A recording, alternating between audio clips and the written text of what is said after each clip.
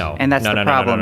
No. Hold on. That if you want to talk about dark money, that's great, but now you're in conspiracy land. So from what we do know, you're talking about the overall money that certain corporations and employers of those corporations are donating to the campaigns of these senators, not just money going into their pockets that they're running around buying hookers with. I thought that like if you wanted to be like a petroleum engineer or somebody that goes and works out on like one of those rigs, I thought those jobs paid like crazy. Because they're unionized. Okay, then why are we even talking about these jobs? So wait, so every employer that works for like ExxonMobil or whatever, these guys are all union employees or whatever, or? I'm sure, yeah, they're laborers, so they probably have a union that can represent them. That's usually how... Labor is historically one of the most represented sectors.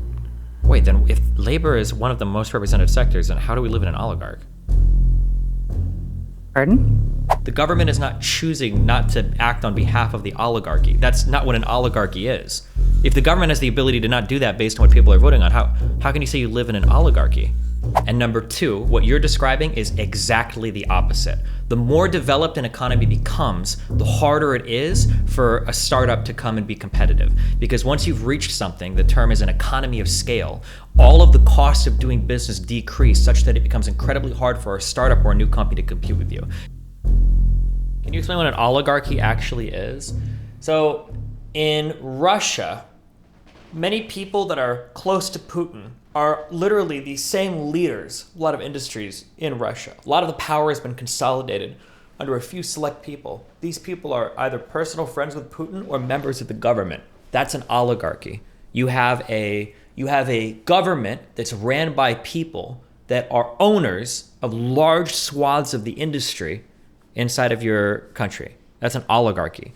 So when you say things like Bezos and Musk, what you're telling me is that you're 17 years old, white, and you probably live in a household that earns at least $300,000, $400,000 a year. You have no idea what the fuck an oligarchy is, okay? In an oligarchy, you would never get people like Zuckerberg in front of Congress pleading and begging not to have his shit nuked or trying to explain why their website does what it does. Or you would never have politicians like Bernie Sanders or AOC saying, Bezos, you need to pay your workers more money. Or you would never have people like Elon Musk trying to compete for government contracts because it would all be given automatically, right? You have no idea what an oligarchy is if you think an oligarchy is just rich people that also lobby.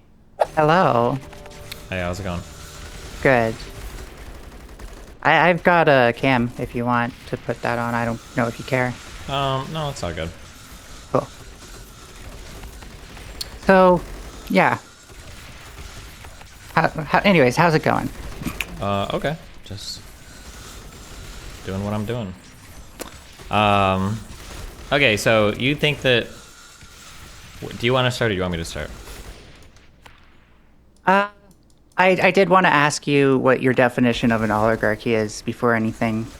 Sure. So especially when we're talking in terms of Russia, oligarchies tend to refer to systems of governance and economies where you have people that are like either in the government or friends of the government that also control large swaths of the economy. And the government is clearly working in the best interests of the very few oligarchical owners and not for anybody else in society. So especially in like an authoritarian type regime. So you don't think that it's possible in a democracy? It's possible, but whatever, it's nowhere near that in the United States. But I mean, of course, anything's possible. Well, have you ever heard of the first Gilded Era? Explain it to me. Well, you know when Teddy Roosevelt, after like the Civil War, when the government became really corrupt, had to do trust busting to prevent actual oligarchies from having too much power in the United States? Okay. Well, a lot of economists right now are currently saying we're in the second Gilded Era, and that's particularly because of the wealth disparity that we're seeing and the amount of political power that is afforded to people who resemble oligarchs, and that they specifically use their money to put political pressure on things. They own a large sector of the private industry. Okay, wait, let's a large part of it. Let's go like one by one of these. So, sure. Number one, wealth disparity has nothing to do with oligarchy, right? We can have societies where the wealth disparity isn't that big and there could be an oligarchy, unlikely. And we could have societies where there's a huge wealth disparity, but still not an oligarchy, right? Wealth disparity in and of itself doesn't necessarily mean oligarchy. Well, there is one way that the U.S. Oligarchy is similar to the Russian oligarchy, and that is wealth disparity. In fact, the only country that's similar to the U.S. in wealth disparity is Russia.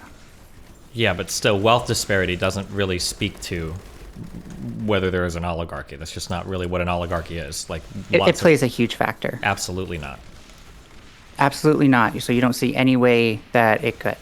Okay, hold on. Any way that it could, there could be a way that it could, but it doesn't necessarily mean that. It doesn't have to be a requirement of that. It could be the case that people get very, very, very rich with very little influence in the government whatsoever. That's possible, conceivable, right? Oh, no, yeah, no, I'm not saying that if you have wealth disparity, you have an oligarchy. But in order to have an oligarchy, in the economic sense, there are non-economic oligarchies, of course, but in the economic sense, then you need that wealth disparity. Most likely, because why the fuck would you be an oligarchy if you're not gaining a bunch of wealth from it? So, like, practically, that would be how it plays out. But just pointing at wealth disparity doesn't, like, we need more than that to get to oligarchy. Yeah, so in 1902, 100 largest corporations held control of 40% of the industrial capital in the United States. Would you say that resembles the United States economy today? Possibly. I think it sounds pretty similar. If we look at like the amount of conglomerations and mergers that have happened, it's very likely that that's the case. Okay. So that comes into like the oligarchs owning lots of private sector things. Well, that's still not. So oligarchy very specifically refers to like the relationship between like the people that are the owners and the government. Yeah, you're being impatient. I am getting there. Okay. You wanted to go through this step by step. I had a tab open with a very specific, but then I started looking up other things. You know how it goes when. Okay, here we go. So the next thing is that it possesses sufficient political power to promote its own interests. And I would say that corporate interests in the United States are definitely high priority, and to the extent that I would call the U.S. a corporatocracy even. I don't agree with that. In order to substantiate this, I would have to see, like, are there places where corporations are pushing for a lot of big policy changes that are opposed by the majority of society, but somehow the corporations keep winning out on top? It doesn't seem to be the case. What about like oil industries?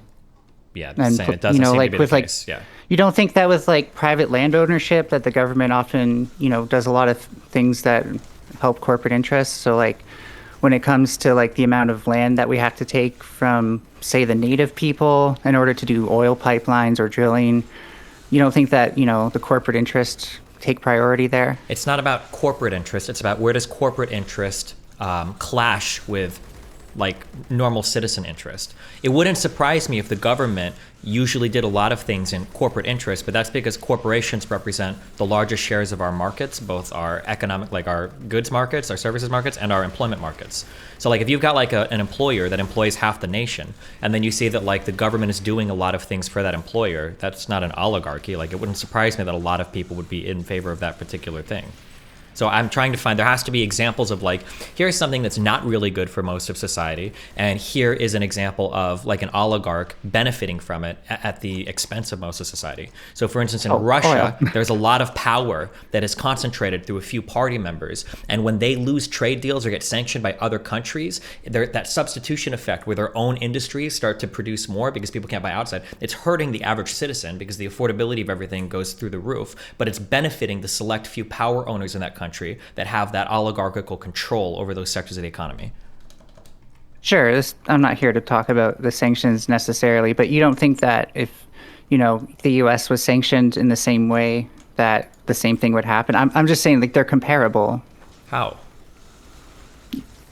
How would the U.S. not be greatly hurt? Like, most of their commodities are imported, aren't they? Because when we sanction other people, it's not generally to just benefit somebody that's like related to or a personal friend of the president of the United States, right? These sanctions generally, I guess, depending on how they go, what will require approval from Congress, depending on how they go about enacting them.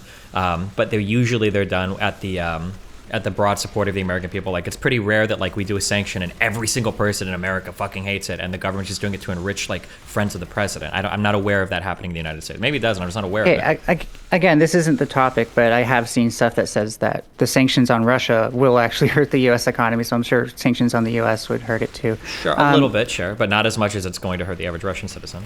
And it's not going to be done to enrich just like the highest like American companies. Like, I don't think that like Facebook or Amazon or whatever are benefiting from Russia. Like, I'm pretty sure all of our markets are fucked right now. Mm-hmm. Well, anyways, the conditions I have described, you seem to somewhat agree to, come from a scholar, Dmitry. I'm not sure if I'm saying their name right, but Dmitry Chernenko. And I have a paper. I can send it to you if you want. I can also send you the unlocked version because I'm good at that. But either way, what they describe, their conditions for this are laid out in. And the third thing we've already kind of covered, that they own multiple businesses, I feel like that all kind of align their interests or coordinate their interests between them, which definitely happens. Like, look at Nestle and stuff like that. So now we come down to things like lobbying and stuff like that. Do you think corporations would invest $3.7 billion last year into lobbying if there wasn't a payoff somehow? I mean, I'm sure there's some payoff, but $3.7 billion sounds like a very small amount of money. It's a pittance compared to the budget of our government. It's a pittance compared to the overall GDP of our country. But I mean, I would expect them to be lobbying. Yeah, you would expect every company to lobby, of course. Do you know what the average senator makes from lobbying per year? I don't know if senators can make money from lobbying, or what do you mean by that? Well, donations, quote unquote. And that's what we know, and like that's not counting dark money donations. I don't know. $300,000 from corporate interest donations to their campaigns, not to them. So the senators aren't making that money. That's going to their campaign, right? Well, ideally, but we don't actually know that with dark money because we can't track it. No, and that's the problem. No. Hold on. If you want to talk about dark money, that's great, but now you're in conspiracy land. So from what we do know, you're talking about the overall money that certain corporations and employers of those corporations are donating to the campaigns of these senators, not just money going into their pockets that they're running around buying hookers with. So dark money refers to political spending by nonprofit organizations in the politics of in the political body of the United States. So they don't have to report everything that they donate, and they don't have to report back to their donors hold on. how much they spent. My understanding of hold on. Dark money, so like a super PAC, is an organization that can accept donations without having to report where they're coming from because they're spending it not on campaigns.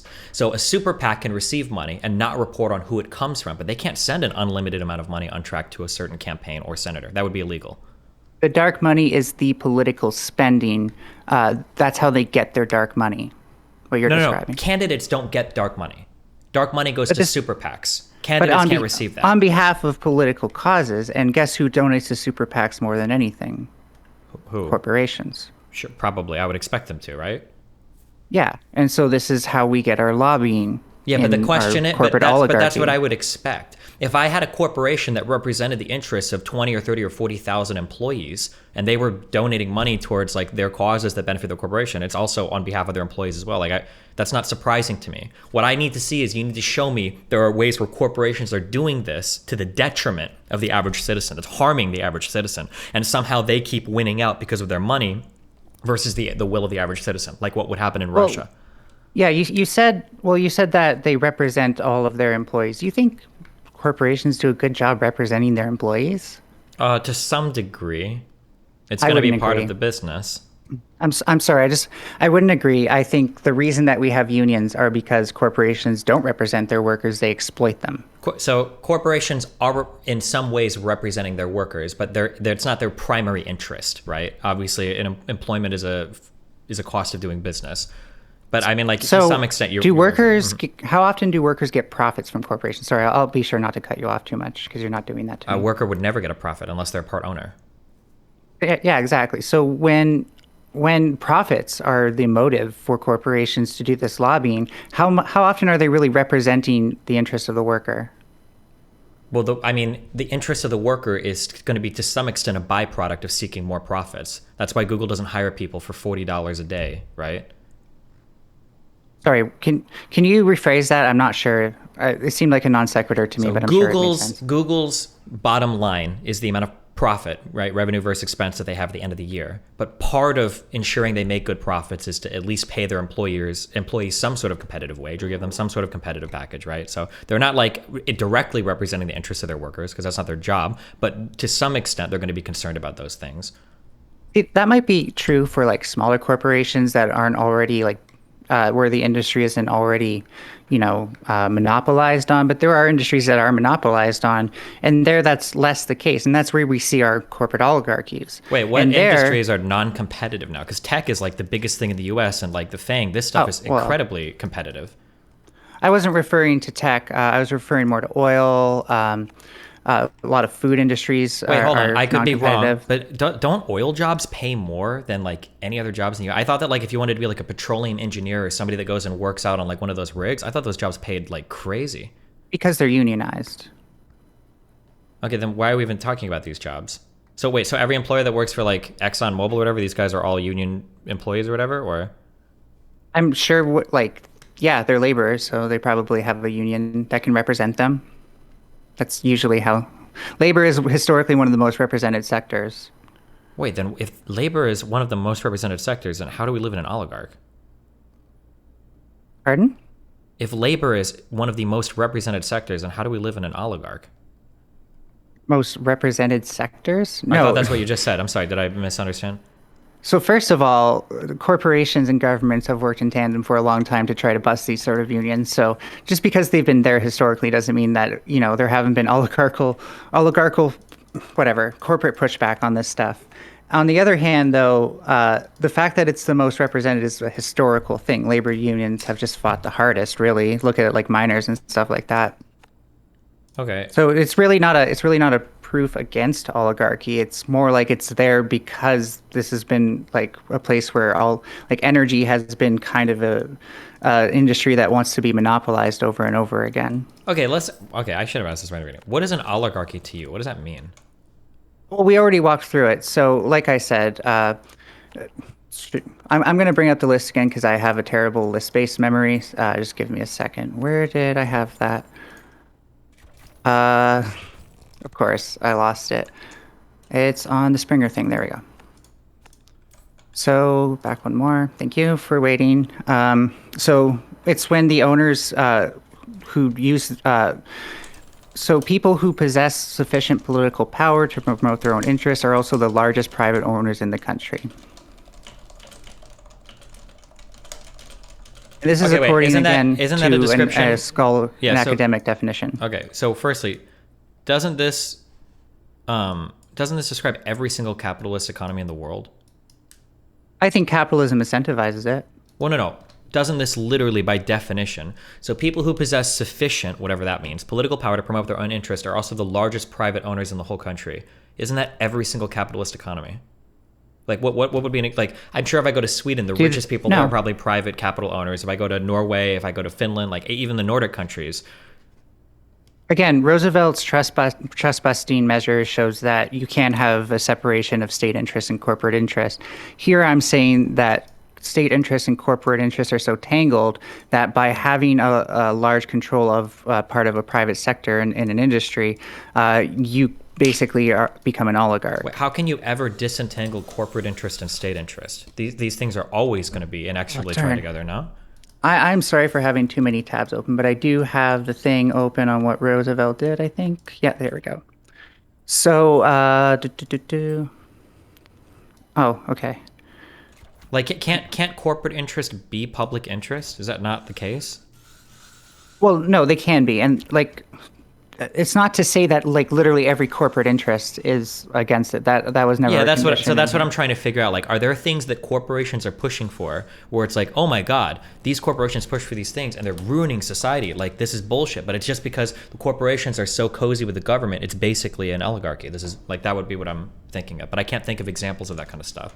Oh, well, look at the excuse me, again, like mining, land use, stuff like that, appropriation of land away. Yeah, so I'm looking for things that are like hurting most of society. So don't just like buzz through a bunch of things, right? So like when you talk about like oil or whatever, or energy, I feel like these are things that most Americans push pretty hard for generally. But historically that, but over the past like 5 to 10 years, Americans have actually felt like a lot different on it. But as a result of that, we've seen a lot of huge pipeline projects getting canceled. So wouldn't that be an example against us living in an oligarchy? Like if we were in an oligarchy, wouldn't these pipelines have gone through anyway? No, that's an example of the government not acting on behalf of the oligarchy, which is good. So wait, hold on. This is a key thing. Again, this is kind of what triggers me a little bit. If you live in an oligarchy, the government is not choosing not to act on behalf of the oligarchy. That's not what an oligarchy is. If the government has the ability to not do that based on what people are voting on, how can you say you live in an oligarchy? So again, it's not required on like literally every person in the government acting in interest of the oligarchs. The oligarchs can exist, and then someone like the president per se can act outside of their interests, like Roosevelt did. Then what power do the oligarchs have? If the government can just say no, not in the Senate, in the House. Yeah, but we haven't shown. Well, how is any of that like locally, an oligarch? You don't think that like on like a local scale, politicians can be like heavily influenced to do stuff by donations? That's not what an oligarchy is. Yeah, people are gonna like. Shouldn't people be somewhat incentivized?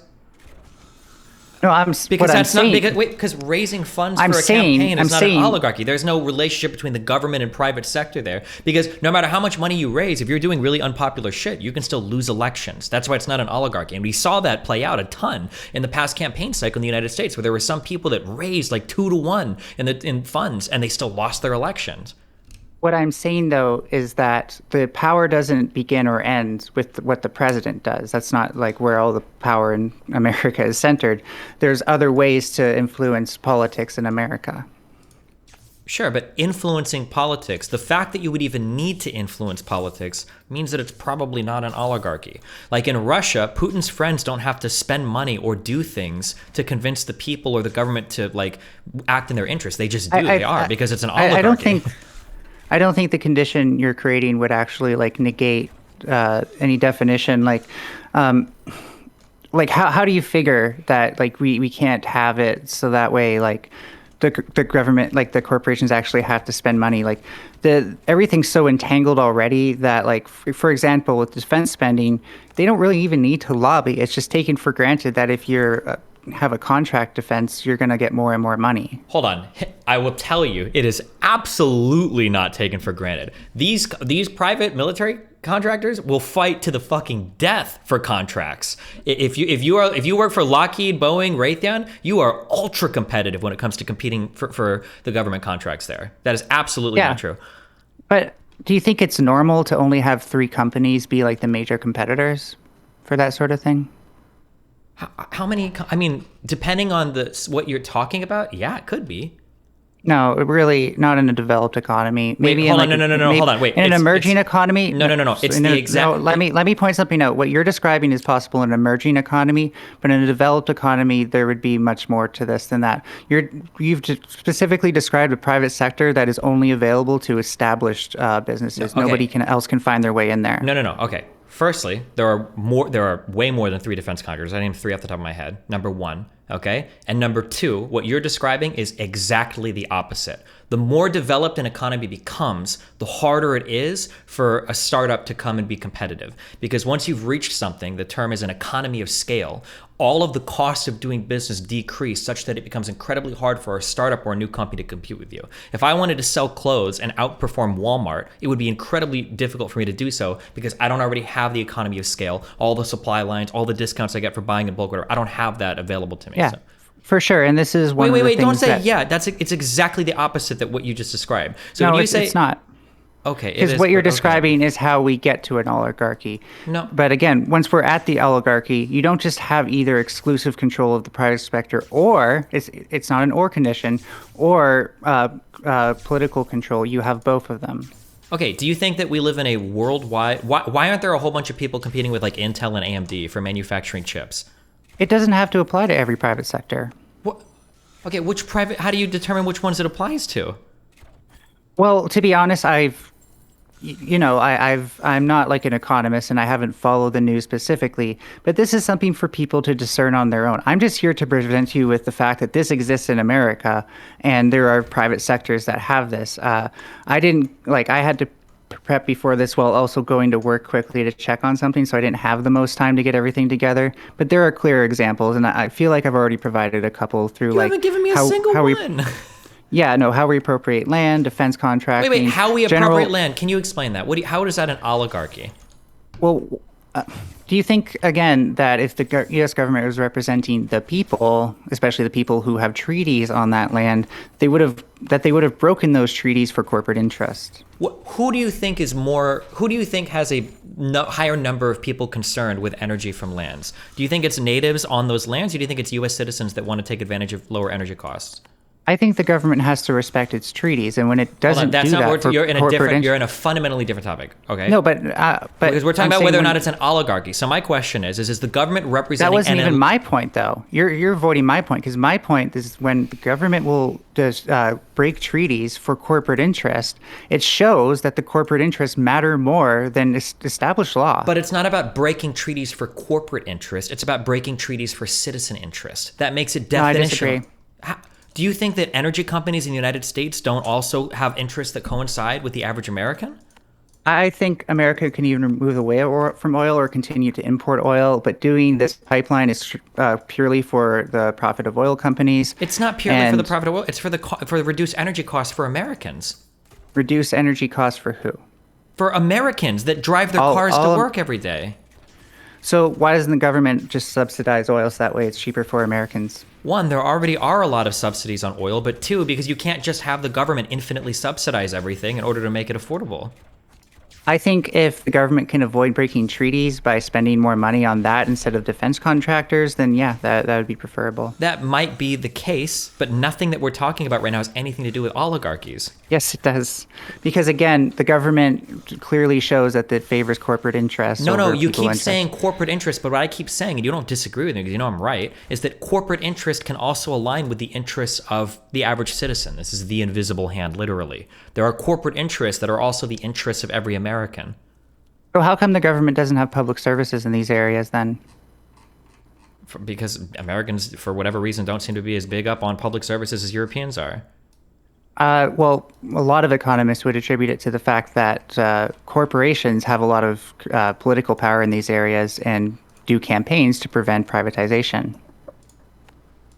Okay, so then, so you have a default win for every single thing. So if I show you that Americans don't want this, you're going to claim, well, Americans just don't want this because corporations tell them not to want it, and then I can never prove any argument. If Americans wanted it and the U.S. government was trying to provide it, they would make those utilities public. Yeah, we would. But what you just described is not an oligarchy.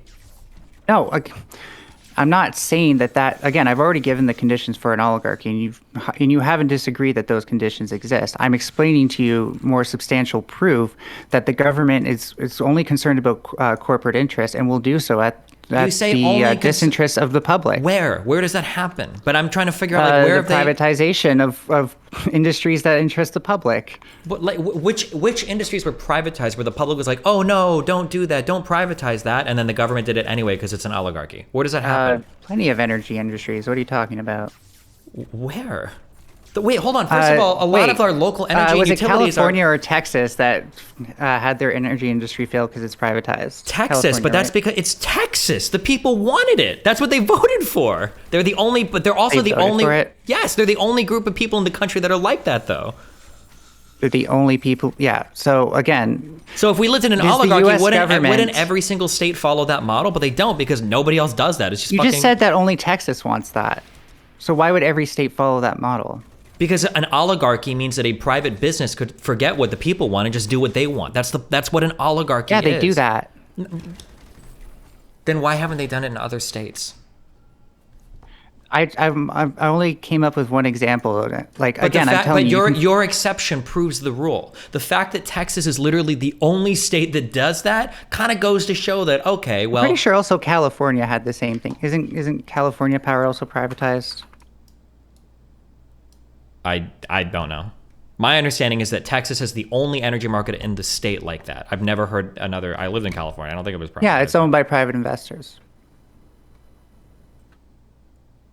I don't know if that's it. It's actually, hold on. Wait. I'll say that it's not set up like. There's no way that it's set up like Texas's power industry, where everybody is bidding against each other, or whatever. Edison. Yes, it's the Edison company. There might be privately run like public utilities, but set up in But that's what I'm saying. How can we have privately run public utilities if the government is representing the people? Intellectually. Because those public utilities still have to answer to government mandates and restrictions that are voted on by those people. I think the answer is that government have to answer to their campaign budgets, and corporations are in a much better position to donate to those campaign budgets. No, that's not true. Corporations can donate just as much as an individual can to a campaign budget. Well, again, they can donate to super PACs, so we've already discussed how that's not necessarily true. But a super PAC is not a campaign budget, and none of that money goes personally to a person in Congress. Are you sure about that? Yes, I am. How do you know that? Because it's literally the FCC rules, or the FEC rules. But what are super PACs being used for again? Super PACs can raise and spend an unlimited sum of money on their political causes, but that money can't be donated to individual campaigns. So are there political causes that can, campaign for politicians? There could be, sure. But that money's still not going directly to those politicians. So, super PACs which represent corporate interests. Yeah, of course they're going to be but corporate interests are not, it doesn't make sense. If you were a human, you're not going to want, an individual's interest probably isn't going to be represented in anything, because it just doesn't make sense. You're going to band people aren't together. Profitable if they're not being exploited. Sorry. No, it has nothing to do with exploitation. It has to do with banding together with other groups of people and representing interests. And the easiest way to do this is usually through your job. It's like the company that you work for, right? Like we represent, oil workers, or it's how unions work. We represent teachers, we represent whatever. So corporations are oftentimes can represent the will of a large collective of people that work for them or buy and sell services from them. So again, with the super PACs thing, I'm still looking for the FCC regulation that you're talking about. The FEC regulation is maximum allowable donation or contribution to a candidate. A super PAC doesn't get around that. I'm still looking for that. If you can find anything that tells me about it, I just want to see it, because it seems like that's not what I was informed on it. Wait, so hold on. Is your understanding that a super PAC can donate untraceable dark money to an actual campaign? Oh, it's not always untraceable. Like I said, dark money, part of it isn't traced. We don't know how much of it isn't traced, because that's the issue. It's not traced, but it's part of it does have to be exposed as well. So not all of it. I'm not saying all of it.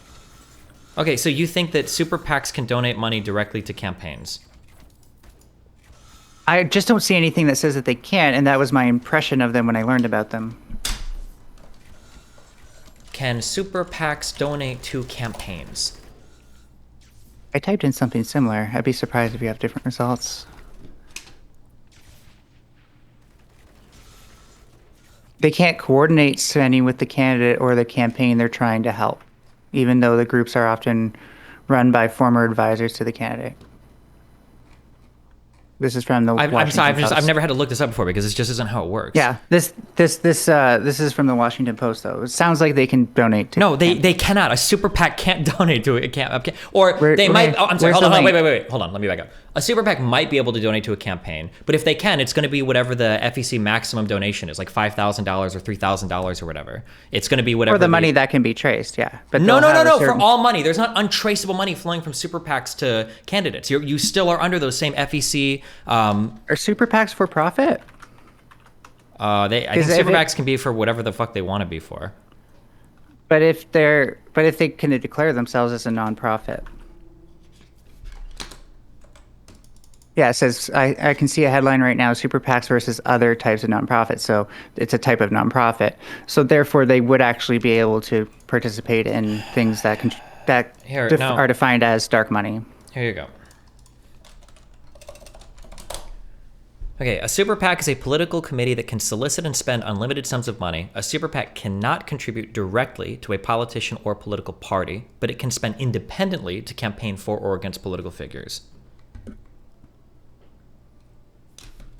So, okay, cool. There's a Ballotpedia.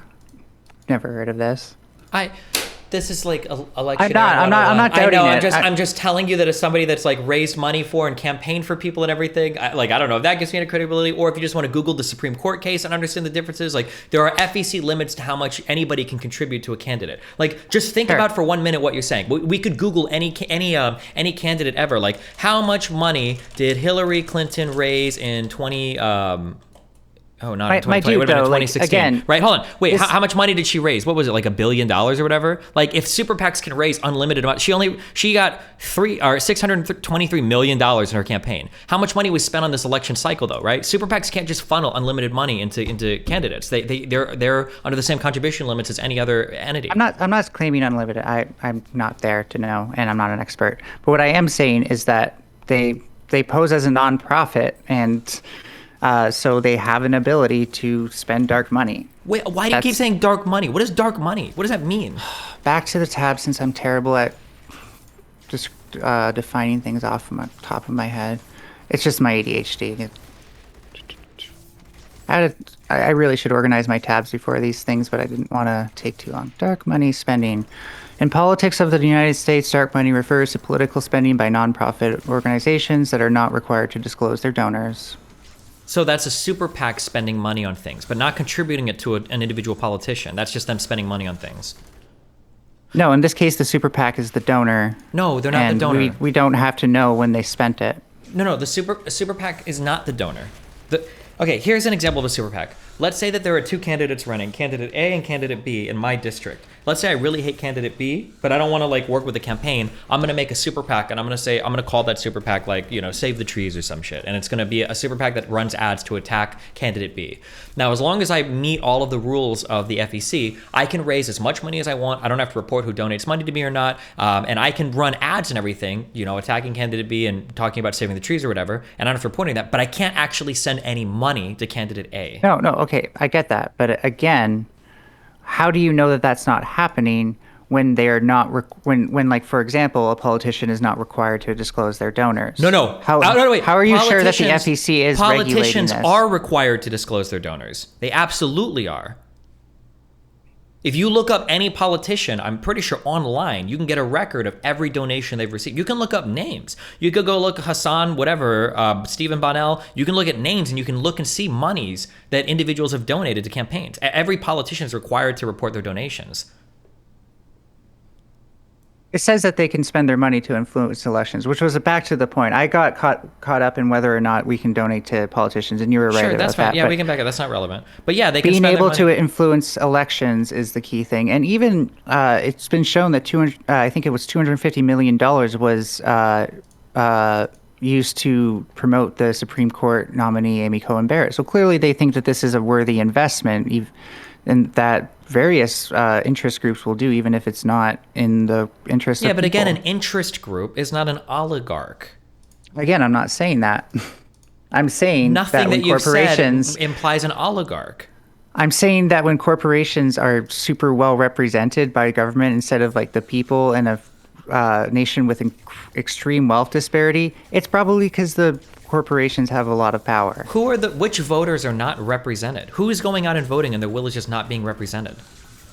I think it's a well-known thing that it's just it's stated by economists and stuff like that the economic interests of people are not represented by the government. That's period. Absolutely not stated by economists. Most studies show that when you look at the political elites and the middle class Americans, they tend to have pretty similar representation in terms of the policies they want to see at the highest levels of government for which policies actually get passed. They line up pretty closely.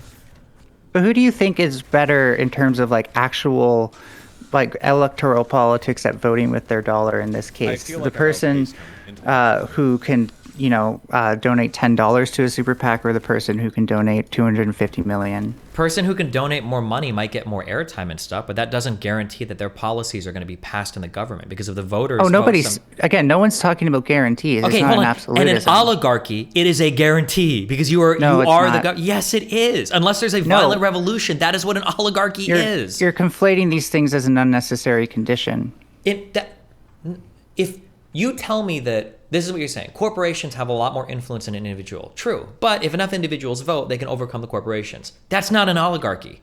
That's a democracy. Again, the academic definition from the paper that I've read that seems to be really well cited is it possesses sufficient political power to promote its own interests. That's every single private economy in the world, though. But you would agree that doesn't mean that it means absolute, like the same as the government, though. That would be different. Obama. Wait, say that last thing again. You originally said that they're not the same as the government, and that was never the condition that we needed. The condition, according to this scholar, if you want to agree with him or not, is it possesses sufficient political power to promote its own interests. I don't understand how that would work. Maybe there's some examples, but so you're talking about like a group of people that are controlling like all the government, but they have no relationship with the government. The people in the government are getting paid. They're just bending over for the oligarchs for no reason. I don't understand. Again, like I've described the reasons, so it seems like you're acting like oblivious to these things. When I've tried Destiny, but it's not good enough for you. What would be good enough for you? Wait, okay, so talk me through how an oligarchy in the United States works. How it works. So again, there are three conditions, but we can turn. No, just like walk me through like a real life example. Give me like an example of like how this would work on a day-to-day thing. I'm not an economics expert. I'm not like, this is not my like particular thing that I'm an expert in. I don't feel sufficient to do that. This would be my example. I hope you find someone who can, though. Okay, this would be an example of like something that could happen in Russia. Okay, one of Putin's friends, who might even be in a high position in the government, who also controls a company that runs like 70% of the agriculture, might say, hey, we should block imports from like these two countries because I think I'm gonna make a fuck ton of money doing it. It's gonna benefit me a lot. And Putin might say, okay, you know what, we can drum up some shit and we can get that done. That's something that could happen in an oligarchy. In the United States of America, that would never happen. There'd be huge political pressure against it. That would be an example of an oligarchy. That's the wrong kind of way of having a reductive definition of an oligarchy, though. The actual reductive definition, according to dictionaries, is a small group of people having control of a country. Correct. And if you're lobbying, then by definition, you don't have control because you have to try to pay to get it. No, you don't. Then why would they lobby? Why would they waste money lobbying? Control. Is lobbying not a tool of control? No, it's an attempt to influence somebody. You're lobbying. If you have control, yes, then you don't lobby. You wouldn't need to lobby. Here's a question. Do you think that people would invest that amount of money, $3.7 billion, if you didn't have like some sort of guaranteed investment? First of all, there's definitely no guarantee, number one. And number two, do you think that if it was an oligarchy, they would waste their money lobbying? They would just be in bed with the government. They wouldn't need to waste money lobbying. They just get what they want.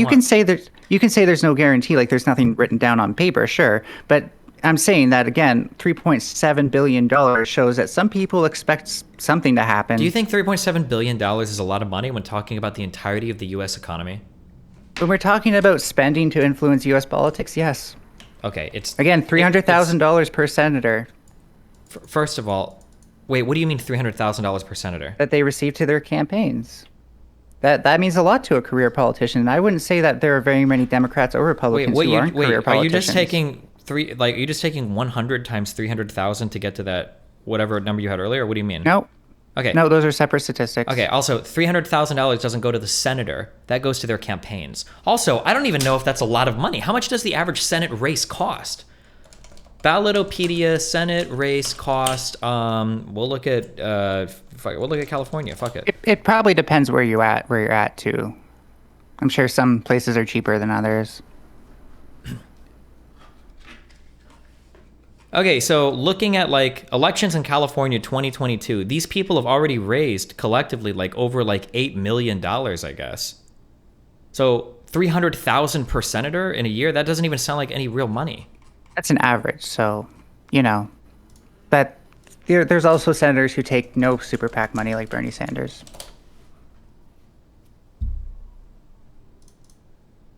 How does that go against what I just said? I'm just saying that $300,000 figure that you keep citing doesn't sound like a lot of money.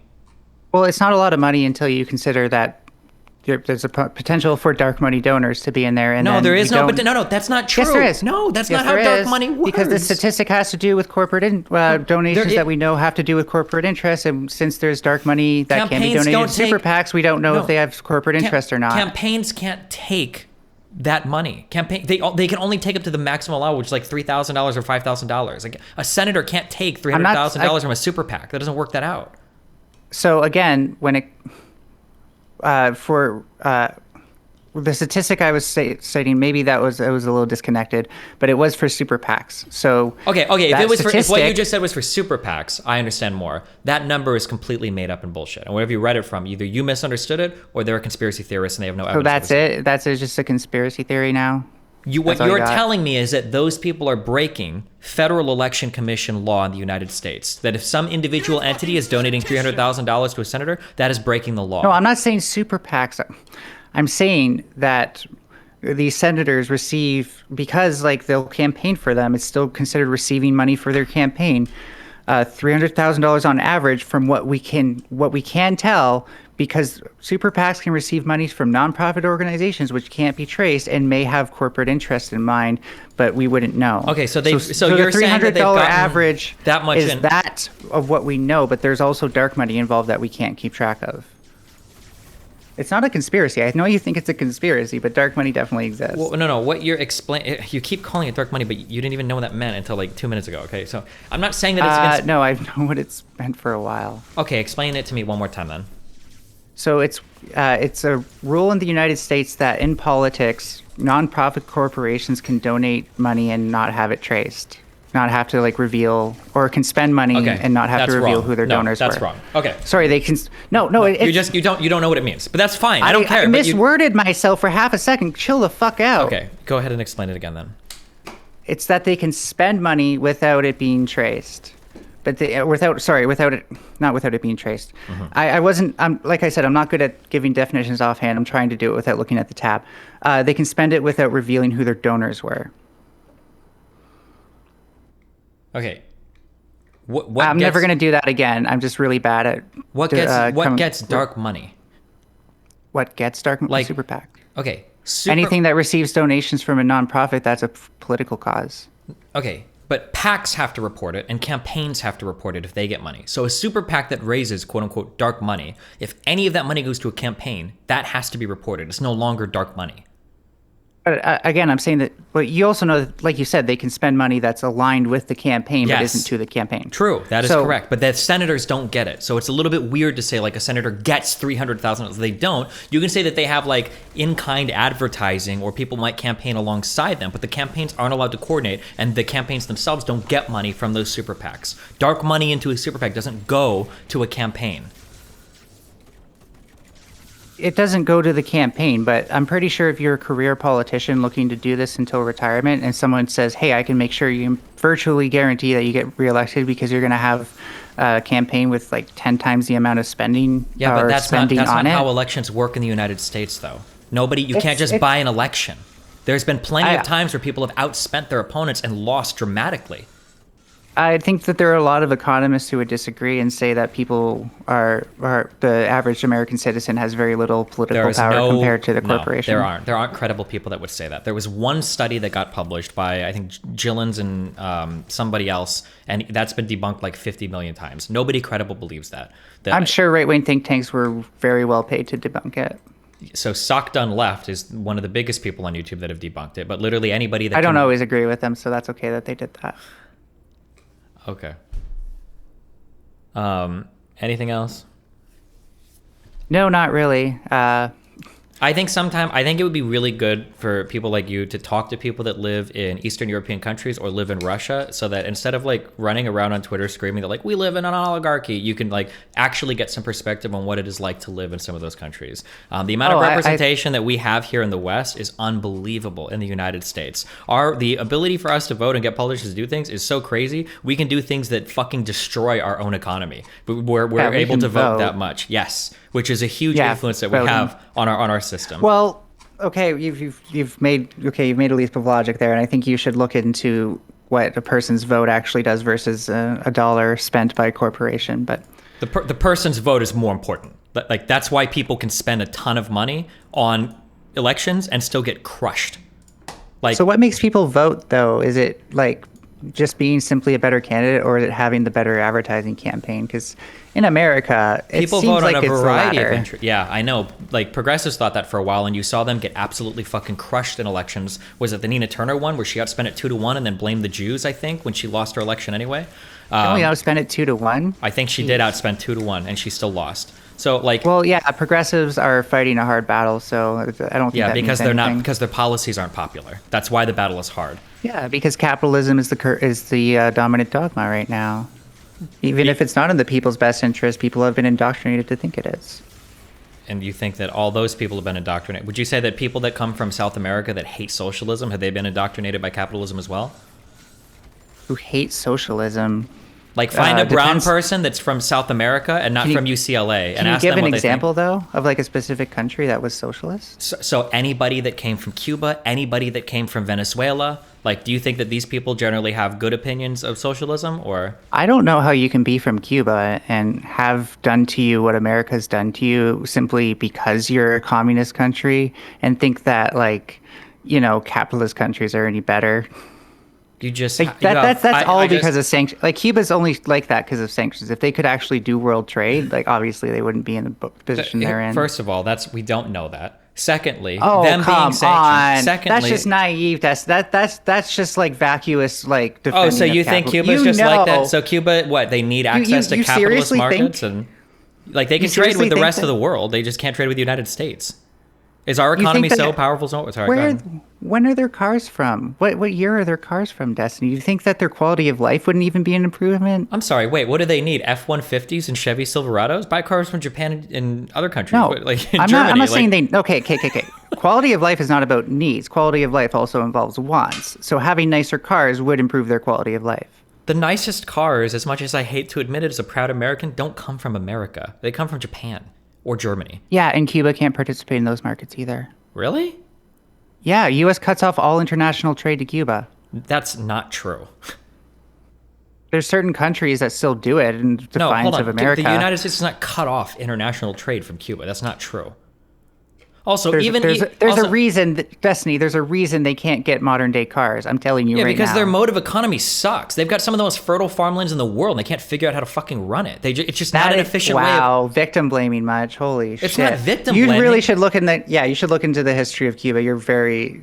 Wow. Okay, That'd when be you an go and eye-opener look for into you. the history of Cuba, I encourage you to look at how when Castro came in, they expropriated all of their agricultural shit. You can look at the same thing in Venezuela when that government You took can be over all right of their about oil that. refineries. And for some reason, when a government is in charge of running shit, and it's a highly corrupt government, and in a socialist government, you've got a lot of overlap between the government and your private sector because they become one and the same. You have a huge, ripe scenario where there can be a lot of abuse, and there can be a lot of misappropriation, and there can be a lot of inefficiencies. It happened with Venezuela's oil industry. It happened with Cuba's agriculture. Again, CIA and Venezuela's oil industry. Now that's something to talk about. But again, like Wait, hold on. What? No, you think- Venezuela's if you collapse think- was the product of them trying to become a fully socialist country. If you think that socialism caused Cuba, and I'm sorry to ignore what you just said, but I was trying to make a second point there, in that if you really think that socialism did that to Cuba and it had nothing to do with U.S. sanctions, I think your ability to analyze these things is corrupted. I'm sure sanctions can have an effect on a country. That's possible. They've had But massive there are effects a lot on of Cuba, other just things. absolutely devastating there are- effects. That's what I'm trying to tell you right now. There are plenty of other countries that have existed just fine at while enduring American sanctions that haven't been as fucked as Cuba has for a variety of reasons for the same reasons. All I'm saying is that there are plenty of people in the United States that hate socialism for varying degrees, and to say that they're all just capitalist brainwashed is kind of weird when usually people that come to the U.S. from socialist countries have very low opinions of socialism. There's a lot of brown people The ones in the that United get States. attention, we give a lot of attention to the especially right wing think tanks. So Okay, I so think can you that just tell me brown people I from think that's South exposure America, bias. brown people from South America that don't like socialism, those people are brainwashed. Okay, so what I said indoctrinated, not brainwashed. Okay, tell me I they're think that indoctrinated. I just want to hear the white progressive tell me that brown people from South America are all indoctrinated, and that's why they don't like Well, socialism. if they were from Venezuela and they thought that socialism is what ruined the oil industry there, then yeah, definitely. Okay, and same thing with there's the some sort of Cubans as well, right? American, Okay. There's some sort of American anti-communist propaganda that they've bought into. Okay, gotcha. Okay. Well, anything else? No, can I plug my Twitter real quick since this has been pretty good faith and all? Yeah, go for it. Yeah, my Twitter is at M9Scarlett, not M80 like Destiny thinks it is apparently. That's the letter M, the number 9, and then Scarlett with 2 T's at the end. Twitter's where I do most of my talking and stuff. So if I'm welcome. I'm open to having more discussions with your fans on there and stuff like that. If anyone can point to various things about socialism that directly cause Cuba or Venezuela to be bad, I'll be happy to know it. I don't think what you said about Castro, explains where Cuba is now, though. So so the two things that I would Google is like things that caused Venezuelan collapse. Spoiler alert, it wasn't the price of oil because it took them a bit afterwards. It was the CIA. They definitely influenced politics there by inserting puppet governments. What? What? No? What? Yes. It was Yeah. Venezuela trying to enact incredibly strict price controls across all of their economy, and then private industry left because they couldn't meet the government demand for it, combined with the multitude of inefficiencies and corruption across their nationalized oil industry that caused that country's economy to collapse. It wasn't the CIA. How did the CIA do that? How did they install puppet governments? There is not a puppet. What was the puppet government in Venezuela? I'm so bad at history, I'm not able to tell you that, but I know that the CIA has definitely tried to influence politics in Venezuela. I've seen multiple documentaries on it. I'm just telling you, it's a thing. Again, maybe look it up. Okay. Anything else? No, thank you for the talk. All right. Bye. Bye. I just absolutely hate my life. I just hate it. I hate it.